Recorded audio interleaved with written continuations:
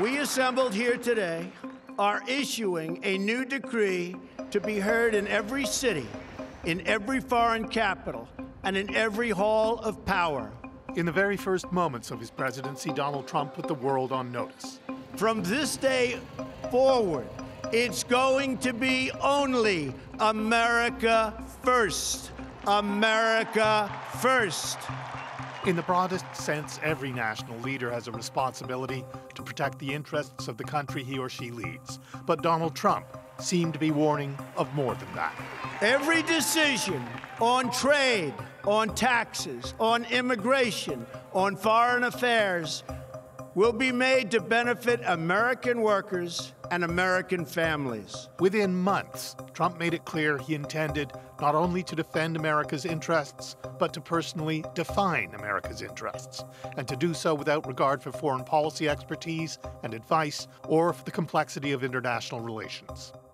All of us were shocked when we heard that statement made, and he basically said, and I think the direct quote was, "I'm the only one who matters." The one that matters is me. I'm the only one that matters, because when it comes to it, that's what the policy is going to be. You've seen that, you've seen it strongly. The breathtaking quality of that, beyond the autocratic tendencies, l'état c'est moi, I am the state, beyond that, it reveals the extent of ignorance about how our democratic system works. Nancy McEldowney, former U.S. ambassador to Bulgaria, former director of the Foreign Service Institute, is just one of a number of senior diplomats who've left the State Department because of Trump. I will not be a part of what this president is trying to do.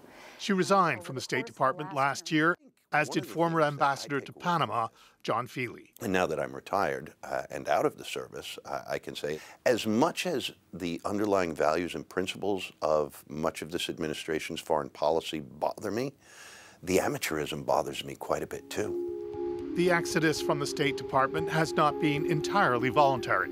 Some of the most experienced diplomats have been forced out.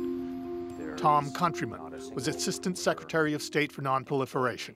He has a deep understanding and support for the Iran nuclear deal. He was fired just days after Trump took office. I consider it, in the end, an honor, and it has been a liberating experience. An honor? Yes. To be fired? An honor to be let go by a president who has shown such contempt for professional diplomacy. He wanted then, he wants now an amateur foreign policy, and that's what he's getting. America's allies seem perplexed and uncertain about how to read Trump. The French have experimented with flattery and cajolery.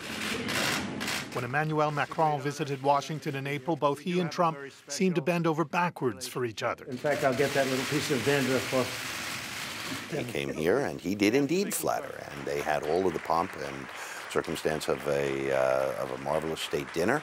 This is this very special relationship. The next day he went and gave a speech to the Congress of the United States for maybe a day or two.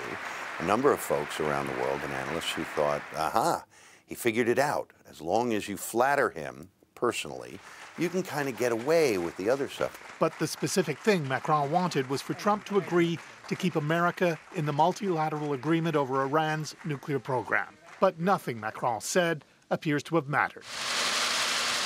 He barely left the city when Trump made his decision. I am announcing today that the United States will withdraw from the Iran nuclear deal. The U.S. didn't withdraw. It violated. The agreement doesn't say you can withdraw. It says you can respect the agreement or you can violate it. And this president chose to violate it. A few days ago, Iran's supreme leader said he'd ordered an increase in uranium enrichment capacity in case Trump's decision led to the complete collapse of the nuclear agreement. As Trump's critics had predicted, his decision seems to have given a boost to the most reactionary forces in Iran. If a Trump doctrine is taking shape, it looks more like withdrawing the U.S. from the world than anything else. In 18 months, Trump has pulled out of the Trans-Pacific Partnership and said he'll do the same with the Paris Climate Change Accord. He's declared he might pull out of NAFTA and begun reversing the U.S. opening to Cuba. his decision to impose tariffs on his allies in Europe and Canada is viewed by many, even in the U.S., as an outrage. Hello, everybody. His senior economic advisor warns that the U.S. might not respect the institutions of the global economy that the U.S. led the world in creating. International multilateral organizations are not going to determine American policy.